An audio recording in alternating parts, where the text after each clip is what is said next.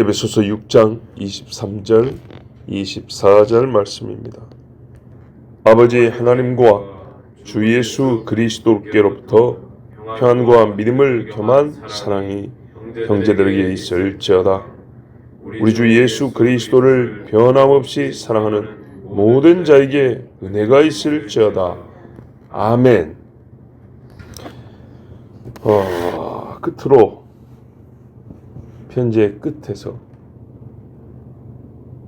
권면의 끝에서 축복의 인사를 하는 것은 그리스도인의 인사로서 가장 합당하다, 그렇게 말할 수 있습니다. 형제들에게 지금 편지를 썼는데 두 가지가 있기를 원한다 했습니다. 하나는 사랑이고 하나는 은혜입니다. 형제들에게는, 형제간에는 사랑이 있어요. 형제간에 사랑이 없을 때 그 차가움, 분노, 미움, 극기와 저주에 이르는 경우가 있습니다. 남남에게 하는 저주, 남과 사이에서의 미움과는 그 느낌이 다릅니다. 분명히 미움인데 또 다른 느낌, 다른 느낌의 미움이에요. 그래서는 안 된다는 것이 더욱 강하게 우리 양심이 이렇게 자극이 되는 그런 미움, 저주.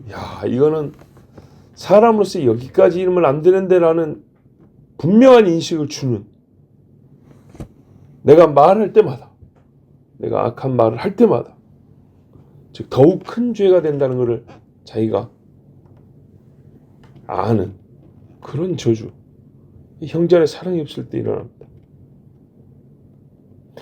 반대로 사랑하면 말입니다, 여러분, 가장 순수한 사랑일수록 혼자만 있지 않습니다.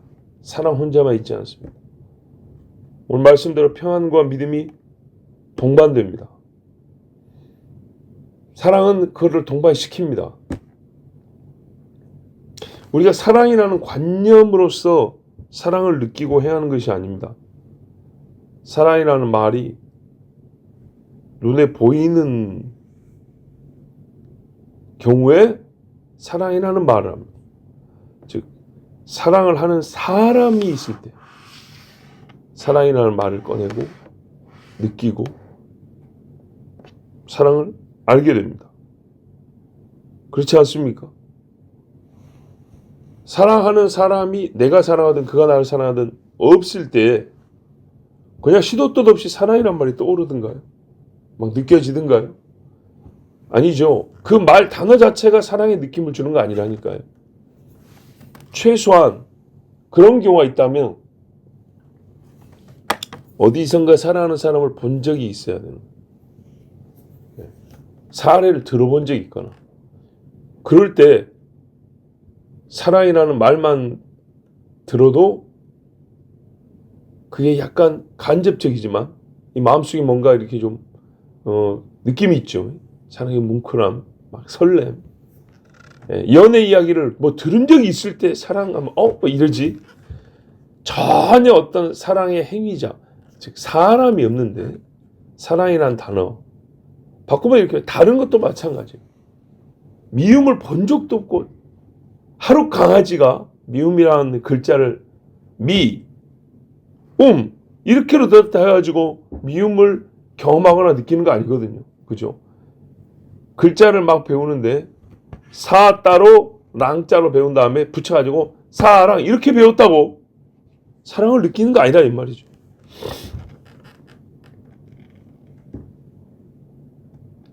그래서 사랑하는 사람으로 말미암아 나타나고 보이는 것, 그래서 느껴지는 게 사랑인데, 올 사랑, 전부 사랑, 또 온 사랑, 완전한 사랑일수록, 그러니까 사랑이 맨 가운데 핵심에서 맨 밖에 껍데기까지 전부 다 사랑, 순금처럼 순사랑일수록, 그러니까는 그렇게 사랑으로 행하는 사람을 볼수록 믿음이 그 사람과 함께 한다는 것을 볼 수가 있습니다. 평안이 함께 느껴지는 것을 경험합니다. 아이 참, 여기 엄마들 계신데 자식 낳아가지고 안고 젖주고 있다고 생각해 봅시다. 그리고 막 기저귀 갈아가지고 이뻐갖고 막 그런 것을 밖에서 제3자가 본다고 해보세요. 안 느껴져요? 다른 거는 같이 안 보여요? 같이 보이죠. 예.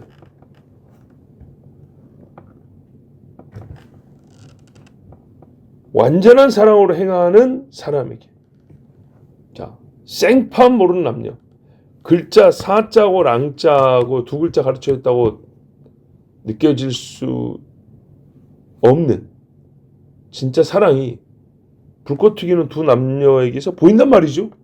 그렇죠? 그리고 둘이 결혼을 약속할 때 놀랍게도 항상 동반되는 게 뭐냐면, 제가 약간 우스개지만은 말하잖아요. 오빠 믿지? 나는 오빠를 믿지. 그럼 이래갖고 결혼한다고요. 최소한 할 때는 그런다고요. 그죠? 예. 그렇게 해서 결혼한다고요. 예. 그 남을 믿고 그녀를 믿는다고요. 저도 분명히 그랬어요. 결혼하기 전에 내 벽에 똥칠할 때까지 나를 간호해주고 뒤치락걸 해줄 거냐 그랬더니 문제없이 한다 그랬어요. 믿음이 갔어요. 믿음이. 예. 근데 다른 거는 잘 안 해준다 그러더라고요. 그거는 할 수 있대요. 참 희한해요. 아니 그거를 해준데 딴 거는 못 해주나? 예? 자, 믿음과 함께하는 사랑, 사랑이 봤어요, 여러분. 제비족이 사랑 달고 살지만 믿음이 있어요, 없어요? 없죠. 그렇거든요.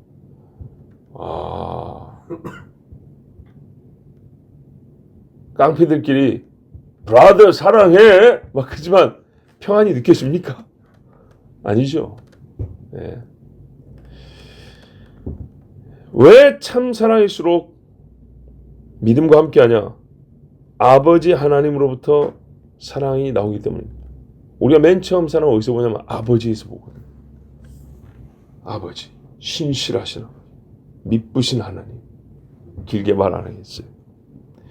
왜 참사랑, 순사랑, 온사랑, 올사랑에는 평안이 함께하냐?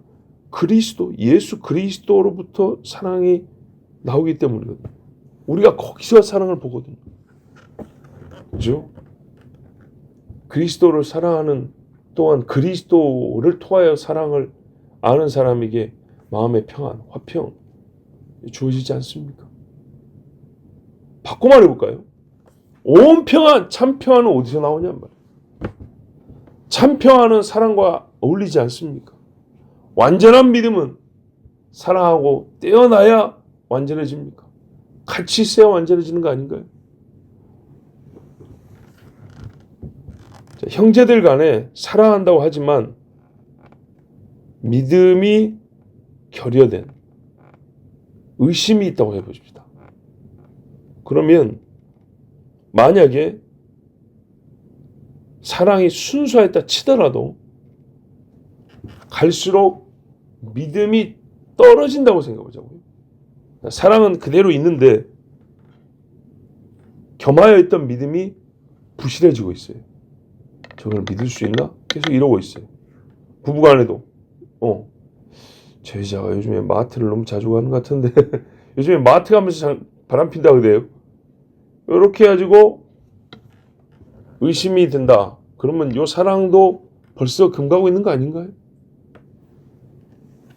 오래 가지 못하죠. 오래 못 갑니다. 그 온전함이 오래 못 갑니다. 진짜 사랑이었어요. 진짜 사랑인데 평안의 배경이 사라지면 진짜 사랑도 변질되는 경우를 많이 봅니다. 예를 들면 소위 IMF, 그거는 이제 하나의 세계 구제금융이라고 기관 이름인데 우리가 이른바 IMF 사태하면 경제적으로 굉장히 어려웠었던 90년대 말 이야기 하잖아요. 그때 가정들이 엄청 많이 깨졌다는 거예요. 물질이 주었던 평안의 배경. 예. 이게 좀 상실이 되니까 집집마다 아주 그냥 박살난 집이 많아요. 이름하여 우리 옛날에 거지면 거지할지 노숙자란 말을 잘 안 썼거든요. 노숙자를 보니까 뒷배경을 계산 보면 돈이 아예 없는 사람이 아니고, 예, 집이 아예 없는 사람도 아니고, 경제적으로 완전히 파산하는 것도 아닌데 전보다 좀 못한 상황이 됐어요. 많이 못하게 됐죠. 그렇더라도 자기 집에 살 수 있어. 근데 그 집구석에서 보니까 이러고 나온 사람이 무지하게 많아졌다니까요.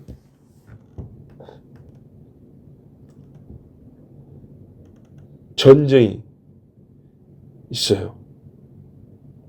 사상적으로 달라졌어요. 옛날 6.25 때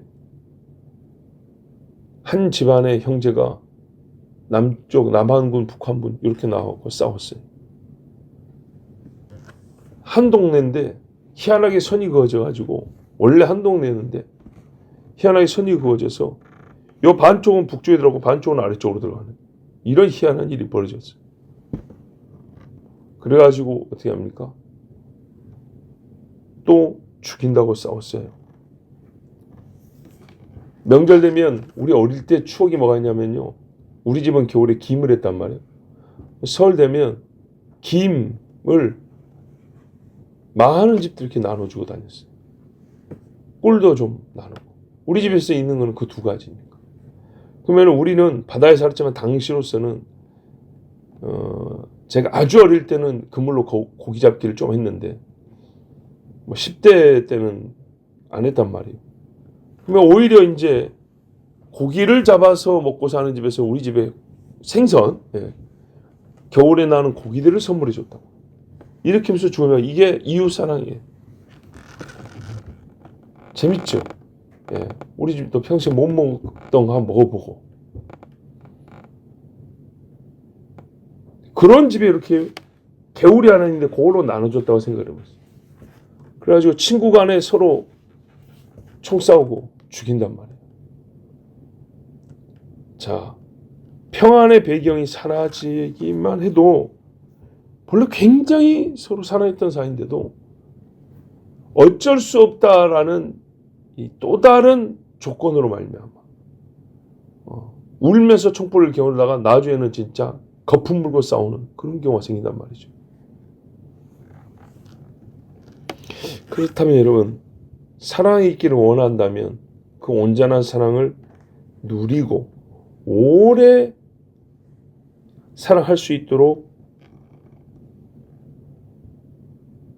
축복해 주는 것. 또 이 사랑, 이 귀한 사랑을 깨려고 하는 악한 자로부터 막고 보호하기 위하여 평안과 믿음이 함께 있는 사랑 있기를 원한다. 이거 굉장히 필요하고 중요한 축복기도 아닙니까? 믿음과 평안이 하나님 아버지와 그리스도께로부터 주어지기 때문에, 사랑도 거기서 나오기 때문에 이게 묶여서 사랑하는 형제 되기를 바란다. 두 번째, 이 사랑이 또 우리가 형제간에도 있어야지만 형제 중에 참 형제, 우리가 형제가 될 수 있게 해준 형제, 맏형 그리스도를 사랑하는 자. 이게 어떻게 돼요? 그러니까 이 그리스도를 우리가 평안과 믿음이 빠진 사랑을 할 수는 없죠. 그렇게 또 이 사랑을 한다면, 사랑한다면 뭐가 있기를 원해요? 은혜가 있기를 원한다. 또 그랬어요. 은혜를 오로지 한 가지 뜻으로만 생각한다면 값없이 얻는 구원을 가리키는 것이 1차적입니다. 그래서 우리가 어떤 조건부 은혜, 또 좀 여러 가지 종류라는 식으로 들리는 은혜, 탐탁지 않거나 의아할 수 있습니다. 그런데 성경은 은혜를 광의적으로도 사용합니다. 오늘 본문과 같이 보세요. 우리 주 예수 그리스도를 변함없이 사랑하느니 먼저 조건이 되잖아요. 그렇죠? 우리가 은혜라고 할 때는 내가 그리스도를 몰랐을 때 하나님이 나로 하여금 먼저 오셔서 그리스도를 알게 하고 구원하는 그것을 은혜라고 하는데, 오늘 같은 경우는 그리스도를 사랑하는 이 조건이 되어서 은혜를 받는다 이렇게 돼 있단 말이에요. 그래서 이런 경우는 어떻게 해보냐, 하나님으로부터 내려오는 신성한 선물들의 전체를 가리켜서 그 모든 것들을 은혜라고 부릅니다. 사람으로부터 나지 않고 하나님으로부터 나는, 하나님으로부터 오는 선물의 총체를 은혜라고 부른다. 우리가 오늘 예배할 수 있게 해주신 것도 은혜죠. 예. 하나님 말씀 에베소서를 끝까지 보게 해주신 것도 은혜란 말이죠. 예. 이거는 우리가 구원하던 다음에 얻은 거예요, 지금. 그렇죠? 다 은혜라고. 자, 하나님으로부터 오는 신성한 선물의 총체를 은혜라고 하는데, 그 중에 맥락적으로, 오늘 이 에베소 전체 맥락적으로 육체 필요를 채워주시는 은혜보다는 육체적 필요가 결핍된 상황에서도 하나님을 향하여 내 속에 거룩한 것들이 그대로 있는, 그대로 존재하게 해주는 은혜, 존재하게 하는 하나님의 은혜. 말하자면 앞의 내용이요, 우리가 먹을 것이 없는데 하나님이 먹을 것을 이만큼 주셨다. 내가 병들었을 때 하나님이 다리를 성하게 해주셨다. 이제 이런 이야기가 있고, 뒤에 하나님의 은혜가 이게 있기를 원한다면 딱 맥락이, 정말 우리 육체의 부족함을 채우시는 그런 은혜가 앞으로도 계속 있길. 왜? 이 사람들이 너무 가난하고 병든 사람들이란 말이에요. 이제 그러면 그렇게 맥락적으로 읽을 수 있죠. 왜? 광의적인 은혜를 지금 이야기하고 있는데 그 중에 맥락이 그렇다 이 말이죠. 근데 지금 앞에 이야기가 뭐예요? 하나님의 전신갑주이고 너희가 핍박과 고난 중에서도 이겨내고 하나님의 거룩한 진리를 깨닫고 하면서, 옛날에 이방인으로 살 때 너희 좋았지. 육체의 소욕을 따라가면서 뭐 마시고 싶으면 마시고 놀고 싶으면 놀고. 근데 그거를 지금 다 끊고, 예, 빛의 자녀로 살아가고 있단 말이에요. 그러다 보니까 이 세상에 빛을 용납을 안 했어요. 그런 식의 삶의 방식은 그 자체로 힘들단 말이죠. 그런 세상의 저항을 이겨내고 급기야는 하늘의 정사를 언급하면서 너희 사실은 그런 놈들하고 싸운 거야 지금. 이렇게까지 얘기했단 말이에요. 그러면서 하나님의 은혜를 말하고 있으므로 맥락적으로는 네피림과 뱀을 상대하여도 담대하고 싸워 이기하는 권세를 주신다. 이런 말씀이 이제 포함된 은혜란 말이죠. 진리를 깨닫고 주 하나님과 깊은 교제를 이어나가게 하는 성령의 인도하심이 있기를 바란다. 라는 이런 맥락의 신령한 은혜를 말한다는 겁니다. 이렇게 해석하는 아주 결정적 근거가 있어요. 바로 뭐라 했어요? 본절에 우리 주 예수 그리스도를 어떻게 사랑한다고요? 변함없이 사랑한다 그랬어요. 변함없이 사랑하는 자에게, 자, 마귀가 6장만 보더라도 그리스도를 사랑하게 합니까? 못합니까? 못하게 하죠. 아까 평안과 믿음이 겸한 사랑인데 옆에 함께 있던 믿음이 상실되어 버리면 사랑이 계속 갑니까? 아니죠. 변함없이 안에 뭐가 있어요? 모든 상황, 모든 조건이 포함되어 있어요. 여러분, 이 말을 들을 때 사랑을 막 계속 할 수 있게 하고 막 더 크게 하고 막 사랑이 막 이렇게 막 깊어지게 하는 그런 게 먼저 떠오릅니까? 아니죠. 우리가 이런 말을 한다고 할 때도 앞에 변함없이를 붙여버리면 한마디로 최악의 상황에서도, 그죠? 사랑을 할 수 있는 최소 조건에서도, 최저의 어떤 배경이 갖춰져 있는 그런 때에도 사랑한다는 것을 말하려고 앞에 변함없이를 붙이는 거 아니에요? 말하자면 지금 한참 뜨거울 때 결혼하고 있는데 이 사랑이 변함없이 가기를 원합니다 라고 주례가 말했단 말이에요. 그것이 뭐예요? 지금 5천원 갖고 있는데 5억이 될 때도 사랑해야 돼. 500억이 될 때도 사랑해야 돼. 그 말하는 거예요. 거꾸로를 얘기하는 거죠. 맥락적으로. 그래서 말해요. 이 아름다운 검은 머리가 팥불이 될 때까지, 팥불이 되면 별로 안 이쁘거든요. 많이 안 이쁘거든요. 그죠? 그때도 사랑한다는 거 아니고요. 이 건강함이, 그러니까 20살짜리는 화장을 안 해도 이쁜데 우리 딸만 봐도 화장을 좀 하지 마라 그래도 주일날 교회 올 때 이거 좀 바르더라니까요. 뭐라는지 모르겠어요, 이쪽 가는 것들이. 근데 거기서 제가 중학교 다닐 때도 우리 동네 누나들이 시내 놀러 나가면서 화장하고 스타킹 신고 하더라고요. 그래서 저도 그랬죠. 아, 중학교 한 2학년 정도 되면 하는구나. 근데 여지없어요. 예나 지금이나. 예. 종류가 좀 많아진 거지. 10대쯤 되면 뭐 하여튼 연지건지. 그러고 보니까 그 나이에 옛날에 시집고 갔어요. 예, 옛날에는. 참, 그니까요. 그렇게 안 발라도 이쁘고, 남자애들도, 주름이 막 이런 사람들도 10몇 살 때, 20살 때 찍은 사진들 보면 제법 괜찮아요. 저도 우리 막둥이 동생이 뭐라는 줄 압니까? 오빠 많이 늙어버렸다. 어른들 들으면 좀 거시하지만 저보다 어린 사람 기준에서는 굉장히 늙게 보이는 거죠. 예. 정말 요만할 때 우리 뒤에 깐난 애들 데리고 노는 것처럼 제가 우리 막둥이를 그렇게 데리고 놀아줬는데 그 오빠가 지금 사진 보면은 아우 안타깝죠. 예. 내는 아닌 것 같아도 속은 아니어도 겉은 벌써 그래서 뭐래 겉사람 후패한다. 제가 제 사진을 봐도 야 주여 이럴 때가 있고 아직 괜찮아야 할 때가 있고 컨디션에 따라 자 보세요. 변함없이 예수를 사랑할 수 있도록 돕는 조건이 없어졌어요. 사랑하지 못하게 하는 조건은 최고치를 찍고 있어요. 그럴 때도 여전하면 우리가 변함없이 사랑하는구나 그렇게 말을 하죠. 변함없다는 말을 최고 가치 있게 쓰는 경우가 그런 경우죠.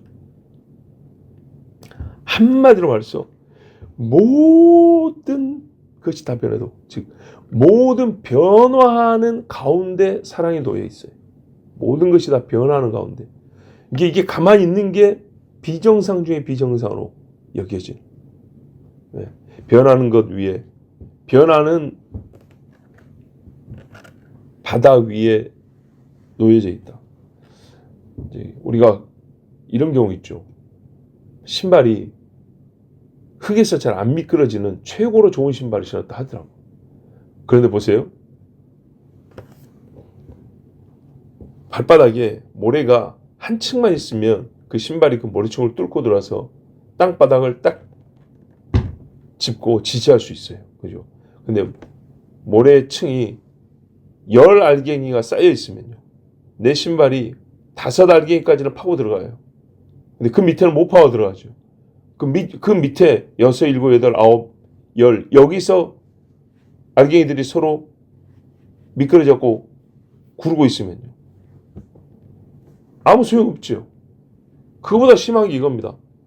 집 지으려고 기초를 10m를 파들어서 기둥을 박았어요. 얼마나 튼튼한지 일반 가정집으로는 상상이 안 되는 정도로 위에 보이는 층수보다 더 깊이 들어갔어요.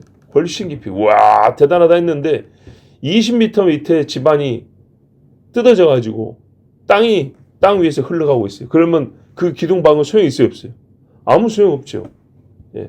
그런 것처럼 말하자면 밑에 있는 모든 배경들이 다 흔들리고 움직이고 있는 그 위에 지금 사랑이 있다고 생각해 보세요. 근데 놀랍게도 이 말씀이 말하는 게 뭐냐면 10m 집안이 깨져가지고 땅이 땅 위에서 떠 있다 하면 희한하게 기둥이 20m 밑으로 더 파고 들어가 버리고 100m의 바위가 깨져버리면 어느새 내 사랑의 기둥은 200m를 파고 들어가 있고 이미지로 한다면 말이죠. 물론 땅이 흔들릴 때 미끄러질 때는 땅이 그 기둥을 막 옆에서 치는 힘도 있겠죠. 그런데 우리가 이제 단순화시켜서요. 그 깊이로만 표현한다면 이렇게 해서 모든 것이 다 변해도 사랑은 안 변하는. 요렇게 예수를 사랑하면 뭐가 있다고요? 은혜가 있다. 와, 은혜 받기 굉장히 어려운데요. 그러면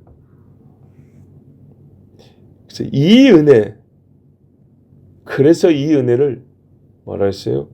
육체를 이겨내는 정도가 아니고요. 신령한 성질의 은혜들을 가리킨다고 지금 말하는 거예요. 싸워도 50kg짜리가 100kg와 싸워도 말도 안 되는 싸움인데 여러분 인간 80억 100억 다 모아도 사탄하고 싸울 수 있냐고요? 안 되죠. 서울 시민이 다 있어도 만약에 하늘에 봐보세요. 진짜 하늘에 용 한 마리 날아가면서 불 훅 뿜다면 전부 다 숨지 거기서 칼 들고 총 들고 싸우겠다는 인간이 어디 있냐고요. 쪽수 말해봐야 아무 소용없다니까요. 네? 자, 정말 신령한 성질의 은혜. 그리스도 예수를 변함없이 사랑하는 자에게 있을지어다. 세상에 이런 식의 은혜는 상상이 안 되는 거예요. 그것을 잊기를 바란다고 축복을 했어요. 자, 에베소서 마지막입니다. 23절. 우리 하나님 아버지와 주 예수 그리스도께로부터 평안과 믿음을 겸한 사랑의 형제들에게 있을지어다. 이 마지막 때에 우리에게 꼭 필요한 축복입니다. 24절. 우리 주 예수 그리스도를 변함없이 사랑하는 모든 자에게 은혜가 있을지어다. 세상의 끄트머리를 사는 우리가 반드시 받아야 할 축복입니다. 하나님 아버지 우리에게 이 사랑과 은혜를 주시옵소서. 여기 이 말씀을 마지막까지 함께 듣고 읽은 여러분에게도 이 축복이 있기를 원합니다. 기도하겠습니다. 하나님 아버지 감사합니다. 에베소서 다 읽고 부족하지만 다 설교하고 또 다 듣게 해주셔서 감사합니다. 아버지 하나님, 에베소서의 첫 절부터 마지막 절까지 기록된 이 모든 말씀이 우리에게 실제가 되게 하여 주시옵소서. 교훈은 가르침은 다 믿고 순종하게 하시고 명령 역시 거리낄 것 없이 순종과 복종하게 하시며 주신 축복도 감사함으로 받게 하여 주시고 특별히 주님 정말 어느 때보다도 영적 전쟁이 치열한 때를 살고 있습니다. 그래서 오늘 이 마지막 축복 두 가지 꼭 필요하고 반드시 얻어야겠습니다. 평안과 믿음 있는 사랑이 우리 속에 충만하게 하옵시고 예수 그리스도를 변함없이 사랑하여 정말 이 땅에는 모든 것이 썩고 모든 것이 다 악해져도 하나님으로부터 내려오는 항상 깨끗한 그 신령한 양식, 신령한 은혜를 받아 충만함에 이르는 복이 우리 모두에게 있게 하여 주시옵소서. 아버지 감사합니다. 에베소서에 있는 모든 시간이 주께로부터 왔고 주님의 것입니다. 주님 받아주시옵소서. 예수 그리스도의 이름으로 기도하옵나이다. 아멘.